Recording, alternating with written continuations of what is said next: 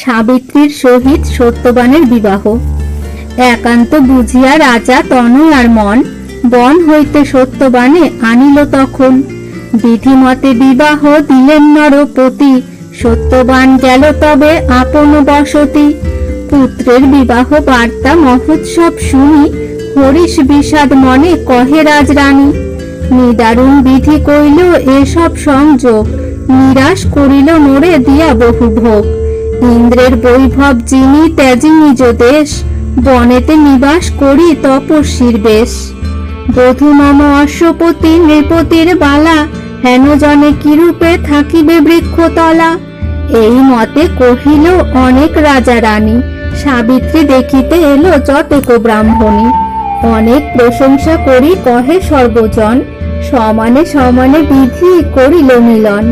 তুমি রানী ভাগ্যবতী রাজা মহাসাধু, সে কারণে পাইলে সাবিত্রী হেন বধূ। অনেক লক্ষণ দেখি ইহার শরীরে, এত বলি গেল সবে নিজ নিজ ঘরে। পরম আনন্দ মনে রহে চারিজনে, নিত্য নিত্য সত্যবান প্রবেশিয়া বনে।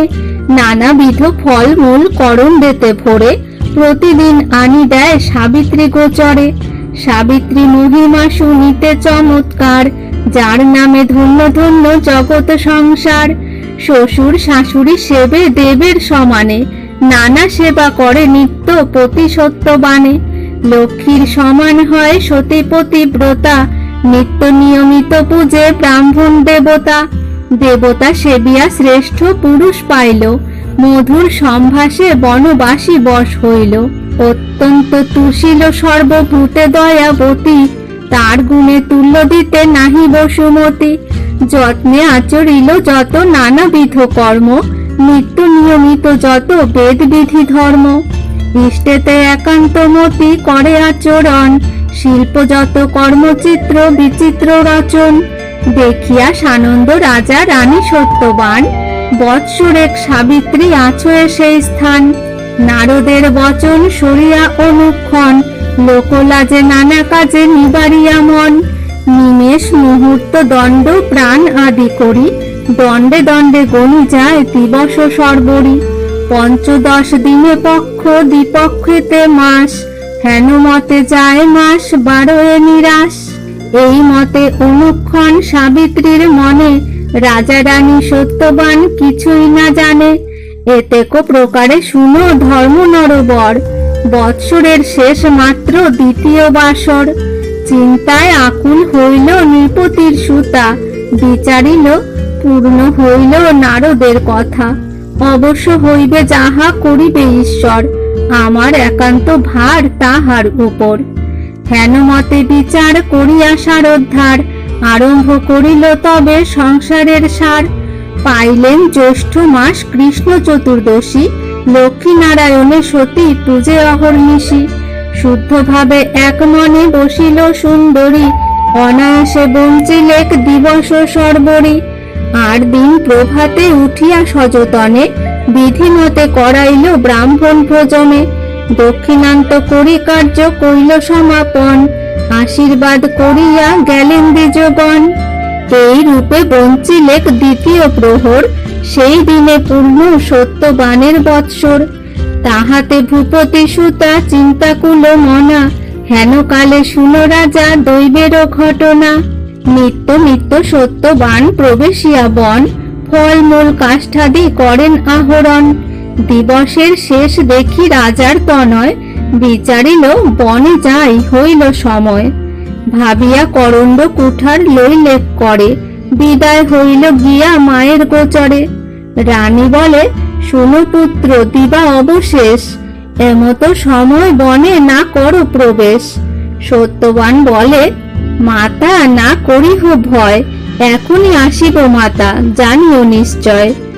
এত বলি চলিলেক রাজার কুমার, বার্তা পেয়ে সাবিত্রী দেখিল অন্ধকার। শোকাকুলা বিচার করিয়া মনে মন, পূর্ণ হইল যাহা কইল ব্রহ্মার নন্দন। কাল পূর্ণ হয় আজি রাজার নন্দনে, কর্মসূত্রে টানিয়া লইল মৃত্যু স্থানে। বিবাহ জনম মৃত্যু যথা যেই মতে, সময়ে আপনি সবে যায় সেই পথে। যে কারণে যে স্থানে তাহার মৃত্যু স্থান, ভূপতি নন্দন তথা করিল প্রয়াণ। ভাবিলে কালপ্রাপ্ত যদি মম পতি, আমার উচিত হয় যাইতে সংহতি। কারে না কহিল কিছু নৃপতির সুতা, শীঘ্র গতি গেল তবে পতি যায় যথা। নৃপতি শুনিয়া বলে নিষেধ বচন, সাবিত্রী নিষেধ নাহি মানিল তখন। রাজরানী বার্তা পান বধূ যায় বন, চিন্তাকুলা মহিষী আইল সেই ক্ষণ। সাবিত্রীকে কহিলেন মধুর বচন, কহ বধূ চিন্তা করো কিসের কারণ। ফলমূল লয়ে স্বামী আসিবে এখন, কি কারণে মহা কষ্টে যাবে তুমি বন। অন্য কেহ নাহি তথা দেখো ঘোর বন, কি কারণে চিন্তা করো স্বামীর কারণ। 2 দিন হইল তাহে আছো উপবাসী, ঘরে আসি ভোজন করো সুখে বসি। শাশুড়ির মুখে শুনি এতে কো বচন, করজোড়ে কহিতে লাগিল সেই ক্ষণ। আসিয়া পশ্চাতে আমি করিব ভোজন, আজ্ঞা দেহ তবে রানী দেখে আসি বন। বিশেষত আছে এই শাস্ত্রের প্রসঙ্গ, ব্রত শেষ বঞ্চিবে নিজ প্রতিসঙ্গ। দেখিয়া বনের শোভা দিবস বঞ্চিব, আনন্দে স্বামীর সঙ্গে এখনই আসিব। সাবিত্রীর অভিলাষ বুঝি রাজ রানী, নিবৃত্তা হইল আর না কহিল বাণী। হেন মতে সাবিত্রী সহিত সত্যবান, নিবিড় কানন মাঝে করিল বয়ান। নানা রূপ কৌতুক দেখিয়া 2 জন, বহুবিধ ফলমূল কইল আহরণ। মুনি বাক্য মনে করি নৃপতির সুতা, অত্যন্ত ব্যাকুলা হইল আর চিন্তা জুতা। কি জানি কেমনে হবে পতির নিধন, সত্যবান নাহি জানে এত বিবরণ। ভ্রমণ করিয়া সুখে তুলে ফলমূল, পাত্র পরিপূর্ণ হইল নাহি আর স্থল। রাখিয়া আঁকশি সাজি সাবিত্রীর কাছে, কাষ্ঠ হেতু সত্যবান উঠে গিয়া গাছে। কুঠারে কাটিল তবে বৃক্ষ সহ ডাল, উপস্থিত হইয়া আসিল মৃত্যুকাল। অকস্মাৎ শিরপীড়া করিল অস্থির, সহস্র বাণেতে যেন দংশিলে ক্ষীর। সত্যবান বলে শুনো রাজার তনয়া, সহিতে না পারি কিবা হইল দেব মায়া। 10 দিক অন্ধকার দেখিয়া অকস্মাৎ, সহস্র সহস্র শেল মারো এ নির্ঘাত। তনু হইতে বাহির হইল বুঝি প্রাণ, নিস্তার নাহিকো আর হইল অজ্ঞান। সাবিত্রী কহিল আমি জানি পূর্ব কথা, ধৈর্য ধরো এখনই ঘুচিবে শির ব্যথা। শয়ন করিয়া সুখে থাকো হো ঠাকুর, হইবে সকল পীড়া মুহূর্তেকে দূর।